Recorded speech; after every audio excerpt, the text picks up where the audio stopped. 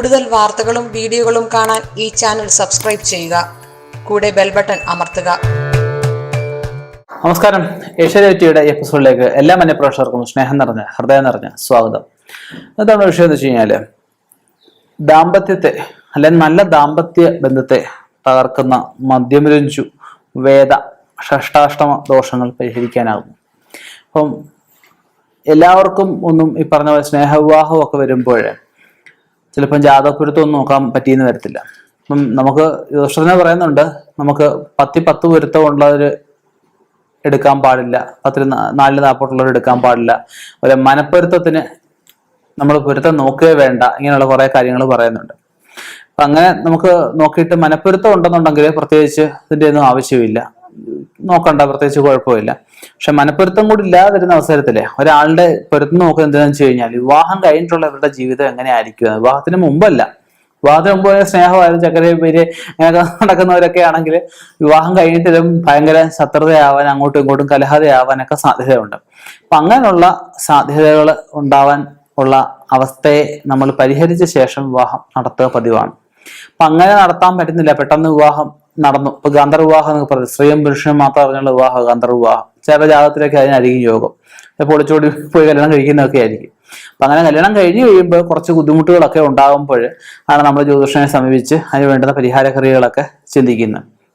അപ്പൊ അതിൽ പ്രധാനമായിട്ട് പറയുന്നതാണ് വേദപ്പൊരുത്തം. വേദപ്പൊരുത്തം വന്നാൽ വൈധവ്യം വരും എന്നൊക്കെ പഴയ കാലത്ത് പറയാറുണ്ട്. വൈധവ്യം വെച്ചാൽ സ്ത്രീ മരിച്ചു കഴിഞ്ഞാൽ പുരുഷനുമായി, പുരുഷൻ മരിച്ചാൽ സ്ത്രീക്കുമായി, വൈധവ്യത്വമായി.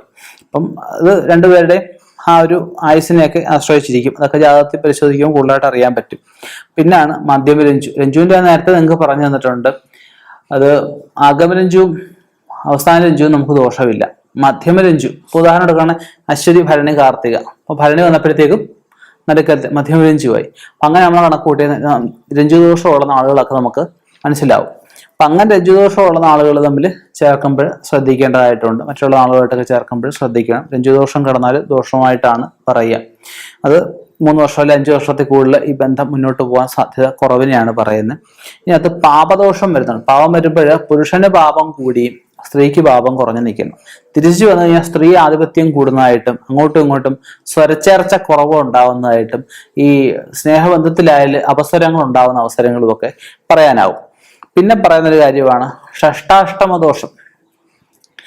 ഇത് 6ാമത്തെ കൂറ് എടുക്കാൻ പാടില്ല എന്ന് പറയും. ഉദാഹരണം, മകൻ നക്ഷത്രത്തില് ഒരു സ്ത്രീയോ പുരുഷനോ ആയിക്കോട്ടെ, ഇപ്പം അതിന്റെ 6ാമത്തെ മക നക്ഷത്രം വരുമ്പോൾ ചിങ്ങക്കൂറാ വരുന്നത്. അപ്പൊ ചിങ്ങം, കന്നി, തുലാം, വൃശ്ചികം, ധനു, മകരം. അപ്പം മകരക്കൂറിൽപ്പെട്ട നാളെ എടുക്കാൻ പാടില്ല. കുംഭം, മീനം, മീനക്കൂറിൽപ്പെട്ടത് എടുക്കാൻ പാടില്ല. ഇപ്പൊ നക്ഷത്രങ്ങളും അങ്ങനെ കണക്കൂട്ടുന്നുണ്ട്. 6ാമത്തെ നക്ഷത്രവും 8ാമത്തെ നക്ഷത്രവും മാറ്റുന്നവരും 6ാമത്തെ കൂറും 8ാമത്തെ കൂറും മാറ്റുന്നവരുണ്ട്. അതിനാണ് ഷഷ്ടാഷ്ടമ ദോഷം എന്ന് പറയുന്നത്.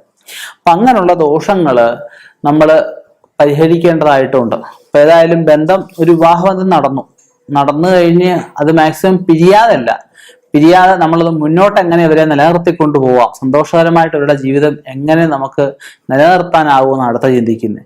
പിരിയുക എന്നുള്ള അവസ്ഥ വളരെ എളുപ്പമാണ്, പക്ഷെ അത് നിലനിർത്തി സന്തോഷകരമായിട്ട് മുന്നോട്ട് കൊണ്ടുപോകാനാണ് പ്രയാസം.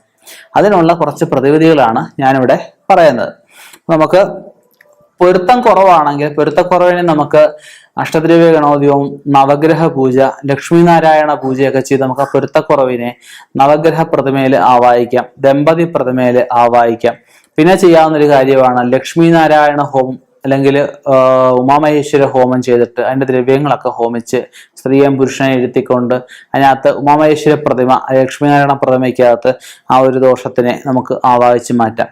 ഇനിയും വേദദോഷങ്ങൾക്കാണെങ്കിൽ സാധാരണ മൃത്യുഞ്ജയം പോലെ മഹാരുദ്ര മൃത്യുഞ്ജയ ഹോമം ചെയ്തിട്ട് ആ രുദ്രനെ, സാധാരണ മൃത്യുഞ്ജയത്തിന് 144 സംഖ്യ ഹോമിക്കുമ്പോൾ 1144 സംഖ്യയാണ് മഹാമൃത്യുഞ്ജയ ഹോമത്തിന് ഹോമിക്കുക.